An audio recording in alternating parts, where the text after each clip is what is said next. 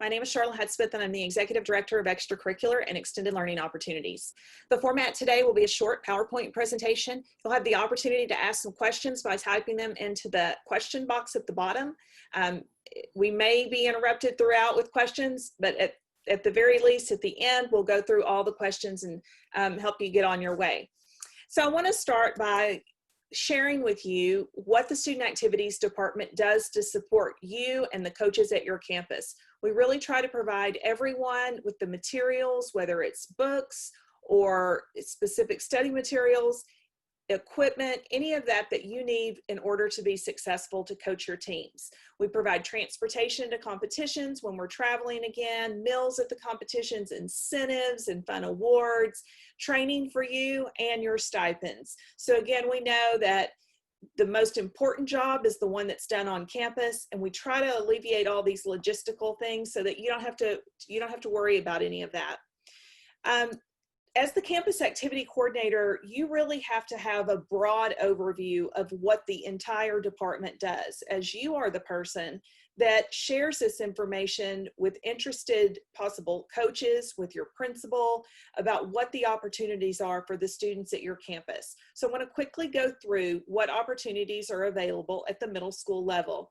You know, we have academic UIL and chess and destination imagination, pentathlon, TMSCA, debate, esports, and this year we've added cheerleading, middle school cheerleading for 6th, 7th, and 8th graders. We really tried to have some vertical alignment by adding some of these things at the elementary level, working our way up to middle school and then to high school. So hopefully those of you that are returning campus activity coordinators or coaches in some of our events are starting to see some of the benefits of having those opportunities available at the elementary level.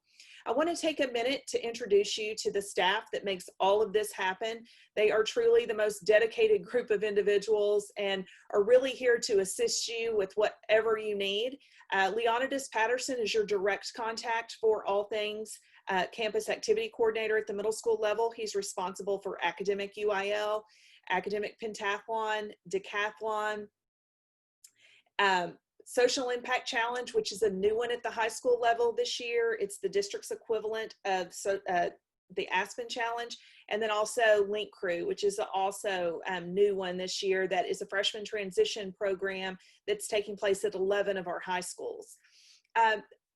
Noelle Spear is responsible for the elementary academic campus activity coordinators and UIL, and Destination Imagination and TMSCA and Lone Star Challenge. She's also the contact for the activities site. Angie Nuno is responsible for chess and esports. And Christina Martinez is responsible for newspaper, yearbook, middle school cheer, high school cheer. She's our training person, social media, and she also assists with the activities. Erica Guzman is your contact person for transportation. She'll be working with supplemental pay and budget, and Vicki Beeman is our office manager. You know, we are a close group, and we get to see every week, and really it's turned into years now, what impact it can have on students and coaches that are involved in extracurricular activities. We had the goal starting in 2015, 2016 that every student would be involved in at least one extracurricular or co-curricular activity each year. We no longer have an official goal. However, it is a huge priority with the district. It does have implications for your local accountability system rating. And the activity involvement will still be reported to the Board of Trustees. It is something that is near and dear to their hearts, all of our hearts, because we know that involvement in extracurricular activities can truly change the impact of the school experience for all involved. It can change the climate and culture of the campus. So we really appreciate you as the campus activity coordinator taking this on, because one of your primary responsibilities is to spread the word. In a district our size, communication is often one of our biggest challenges. Having you at the campus to say, hey, you know, we've got, does anyone want to participate in academic decathlon or pentathlon or chess? There's opportunities for you to earn some extra money and to really provide a great opportunity to get students involved. So as the campus activity coordinator, you've really got two roles. One is competitions, which are those, the chart that I referred you to with academic UIL and chess and destination imagination, but with UIL being your primary concentration. And then activities, which is the documenting of all campus-based activities, whether it's book club or crochet club or Zumba, in addition to the activities that occur in the student activities department. One thing that's a little different this year, and you will receive more information on this, but we need to know what is happening at your campus after school. Do you have an after school provider? Or are you having tutoring? You'll get more information on that, but as just as a top overview, after school collection data will happen this year as well. And then you document all of that on the activities site. So we'll go through that a little bit more. So you should have been designated in Oracle by your principal. Hopefully you received an email that said your principal has designated you as the campus activity coordinator, and then you signed it and we're good to go. That means you're in Oracle. There won't be an issue when it comes time to get paid. All is well. Because of the extra duties, and it is a lot of work, the stipend this year has doubled. It's gone from $1,000 to $2,000. Some principals I've noticed have designated 2 people, which they would be splitting that stipend.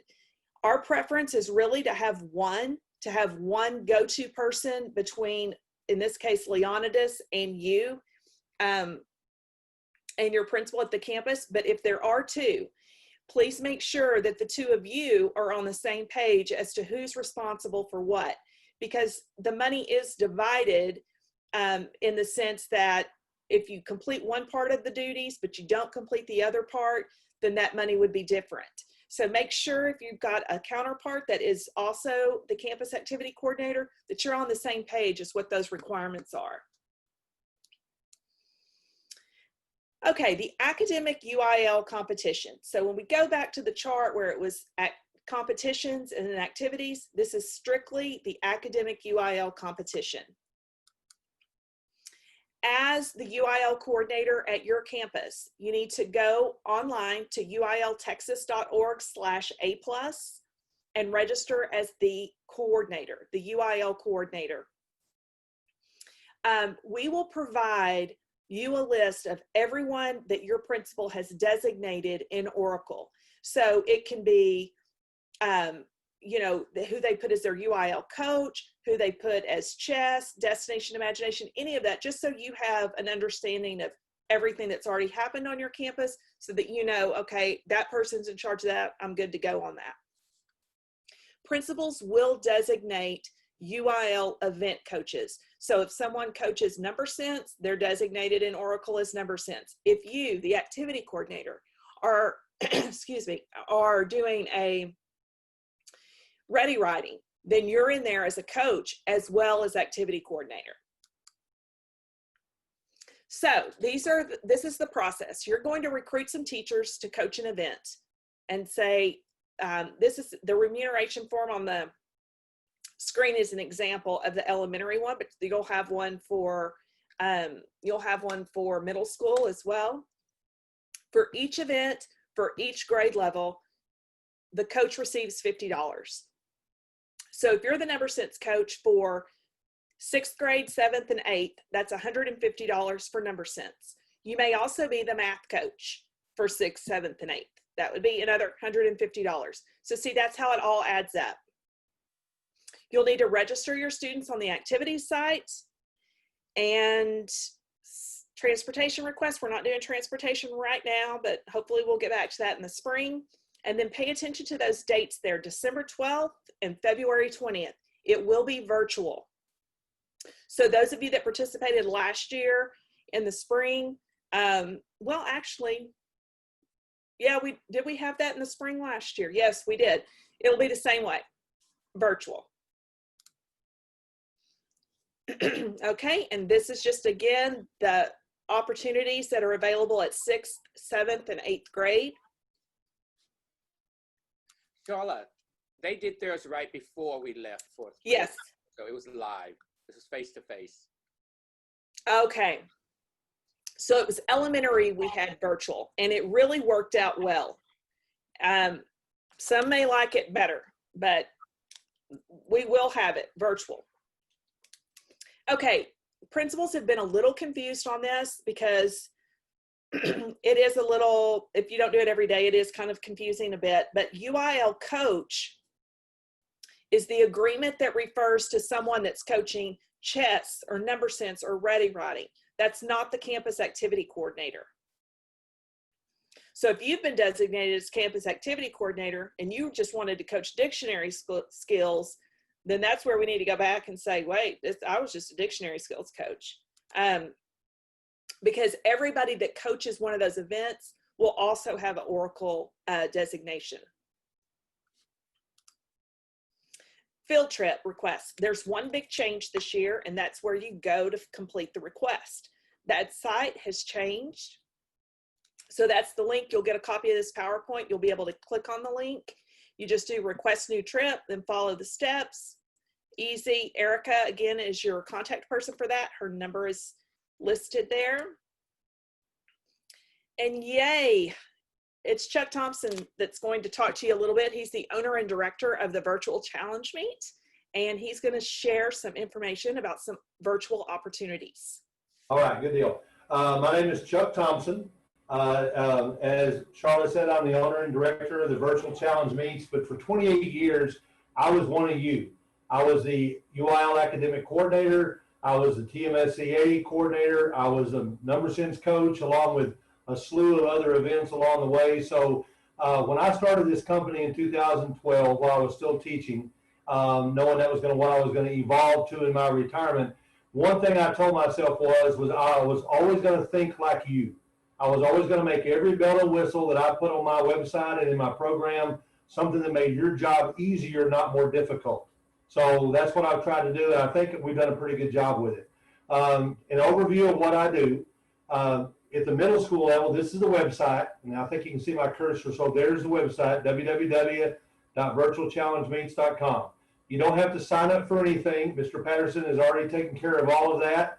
Give him a nice pat on the back and buy him lunch or something, because if you use this program properly, it will really, really prepare your kids to be successful at the district meet level when you get to have your district meets. And talking to him, I found out that you have 2 opportunities for district meets, which is awesome. And so here in a minute, I'll tell you something that he and I kind of brainstormed and came up with yesterday that I think is going to make it a really unique situation for Dallas ISD. Now, when you get to the website, you're going to scroll down right here to the kind of the middle school. And I'm developing this website. Looks like a 3rd grader made it. I made every word on here. I'm not a website designer, so it just is a very informative. It's not a bunch of pretty things or anything. So the new website's a little prettier, but I hope it's just as informative. The middle part here is for the middle school. These are the 16 events that we offer. We can't offer speaking events because they're comparison events to each other. We can't offer the writing events for the same reason. So all of these events are the objective events where you get a score. And what you do, and I'll explain the meets in a second, is you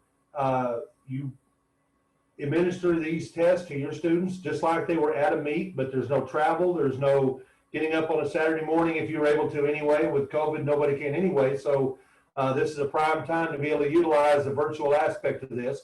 And like I told the group yesterday, everybody else is scrambling around trying to figure out a good way to virtually do what they do. This is what we always have done.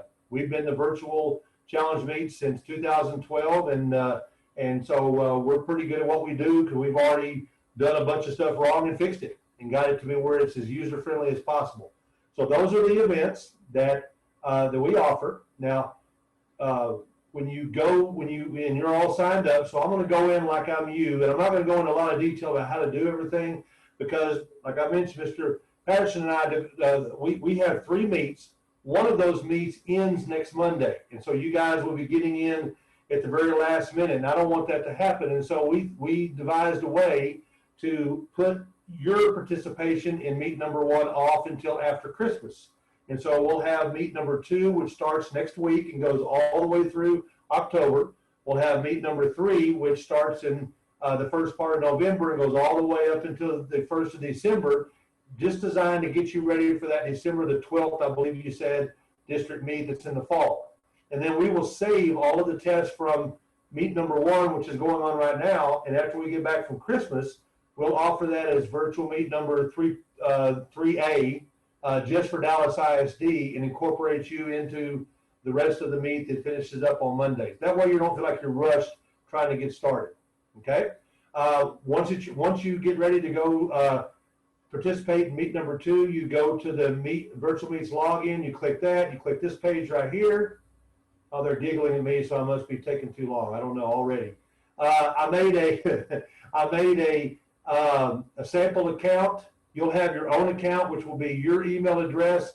It will be your mascot, lowercase and plural, for your password.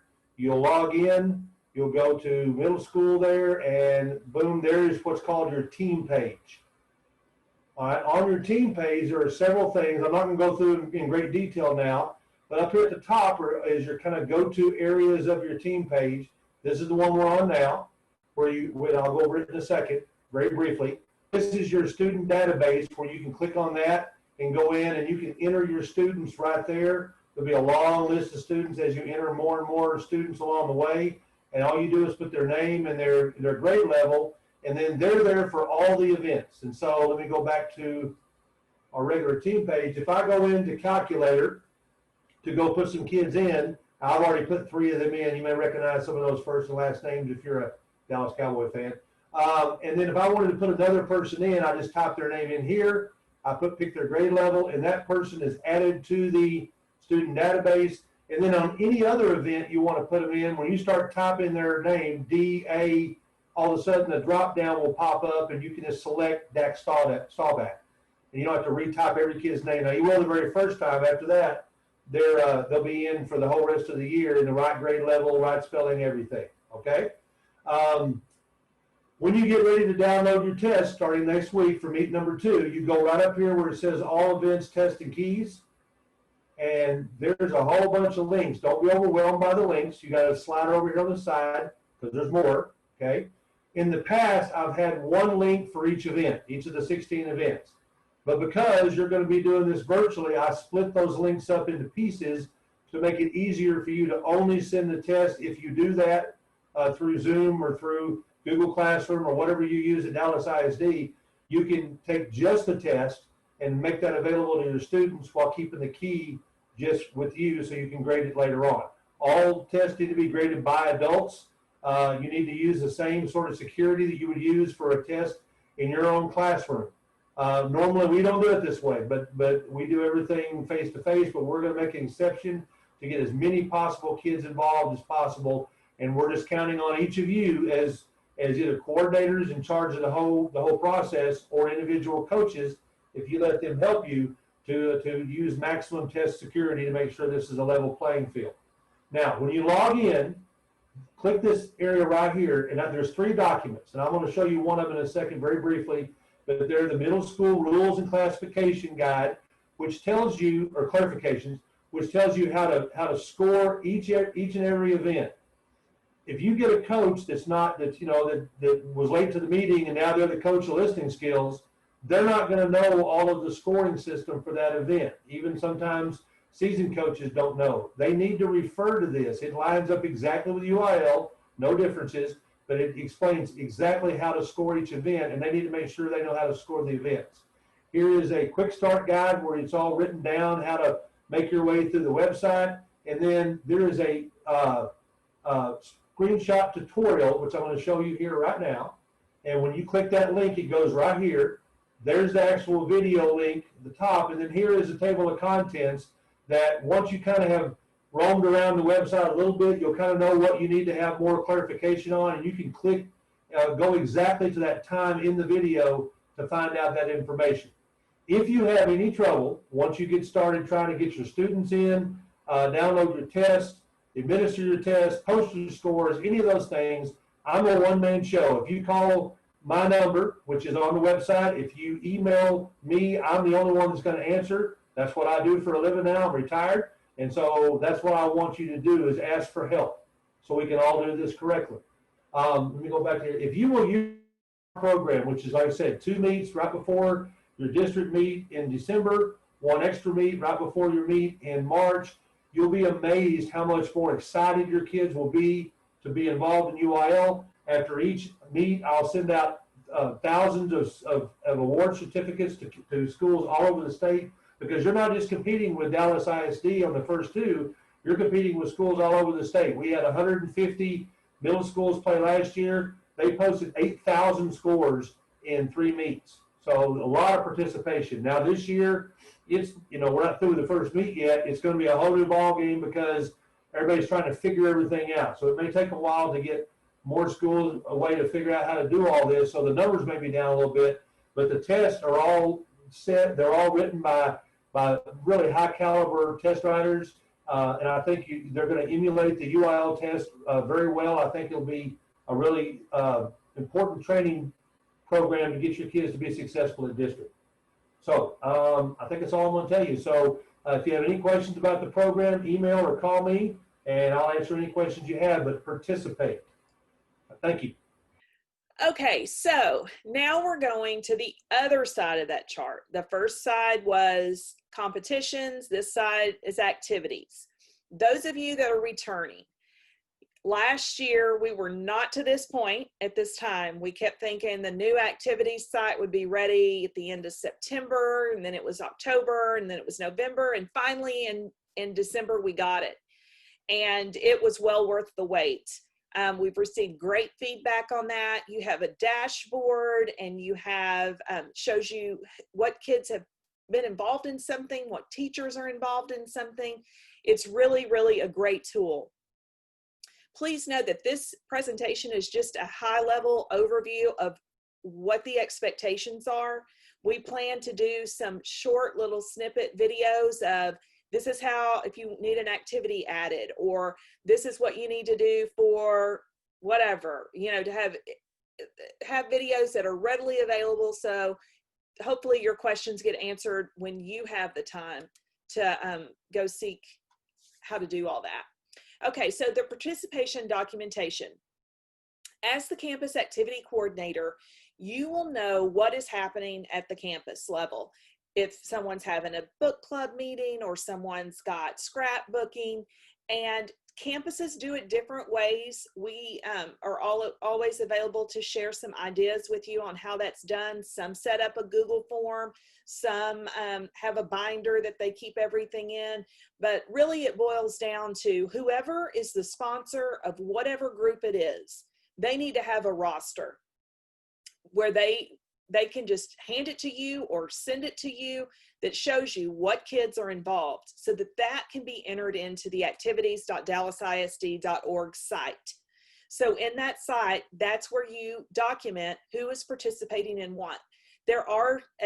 Information is pulled from several sources. So if they're in athletics, rank 1, we'll pull them in. If it's a co-curricular class and it's one of the approved classes, that will be pulled in. So you won't have to enter every single thing, but those side after school clubs and things like that you will have to add, and you'll need some form of a system that lists, for each sponsor can list who is participating. Now there's 3 dates that are really, really important. The first one being December 11th. December 11th is the first time that we take a snapshot, and typically it's that December date to kind of give us an idea of what's happened the first semester. Obviously this year is different than we've ever had, but we still expect to have to produce what is happening at the campus level. And so you want to make sure that whatever is happening is represented in the activities site and that you get credit for what you're doing. So December 11th is an important date. The next one is March 26th, with the final one being May 14th. If you have any questions about any of those dates or the procedures, you can reach out to Leonidas. So last year, it was 60-20-20, and we had the card with the information. This has changed a little bit. The main thing that has changed is that participation, instead of it being 60 points, it's now 50 points. And the extracurricular opportunities, instead of it being 20 points, it's now 30 points. And the other thing that changed is that teacher participation last year, if you had 25% of your teachers participating, you got the full 20 points. Well, what happened is at the end of the year, when we went through all the data, what we really discovered is that there really weren't differentiated results with that teacher cap being at 25%. Almost every school reached that. So in order to produce a little bit differentiation, the teacher participation will now be calculated just as the student participation is. So the goal is to have 100%, and whatever percentage your campus has, that's how the points will be distributed. So the goal for student participation is and always will be to have every student involved in at least one extracurricular or co-curricular activity each year. The extracurricular opportunities, we want every student to find something that interests them. So there's 5 categories: academics, athletics, visual and performing arts, service and leadership, and advocation. Those number of category requirements have not changed this year. So for athletics, it's 8. For visual and performing arts, it's 8. For academics, it's 8. And then 5 for service and leadership, and 5 for avocation. Nothing has changed about that this year. The only change to the extracurricular opportunities section is that it's now worth 30 points instead of 20 points. And then again, teacher participation, nothing's changed with it except the way that it's calculated, and it's calculated exactly the way the student participation is. You will receive a flyer that is just like the image that's on the screen. That'll be sent in your follow-up email. I don't think your principals have seen that flyer yet, but it's definitely something that you want to share. It will be shared with the executive directors and the principals at a later date. It's kind of hot off the press. But the goal overall is that you still want 100% of your students to participate in something. It all adds up to points in the local accountability system, which is your campus rating. So when we talked about earlier the campus activity coordinators, and I would say when I've had the opportunity to speak to the executive directors and the principals, I've always said that you are the most important person that they are designating, because it has such an implication on the results of the school. It has ties to the school rating. The new after school collection of just all you're doing is letting us know what's happening at your campus. Do you have tutoring going on? Is Boys and Girls Club there? Do you have YMCA as a parent paid program? Or do you have a club of Girl Scouts? While those don't count for the teacher involvement necessarily, they may overlap. What they will account for is funding. All of those have funding implications, and right now we just don't know exactly what is happening on every campus. So you're our link to that. So you've got a really, really important role, and we're really counting on you, as is your principal, to let us know if you need anything, if you have any questions, or if you're struggling in any way. What we don't want is for you to wait till that December date, nothing's been entered, and you're scrambling trying to get it in there, and then you're just stressed out. That's what we don't want. We want to help you along this journey. We really fought to get you $2,000 instead of $1,000, because we realized, again, thank you for taking on so much extra in a time that is requiring so much work anyway. Your work is really, really valuable.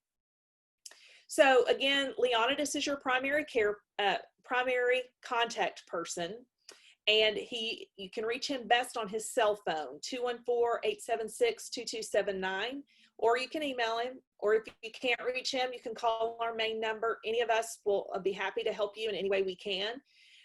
There are some resources for UIL competitions, and there's some links there. You can always check all of this out on our website as well.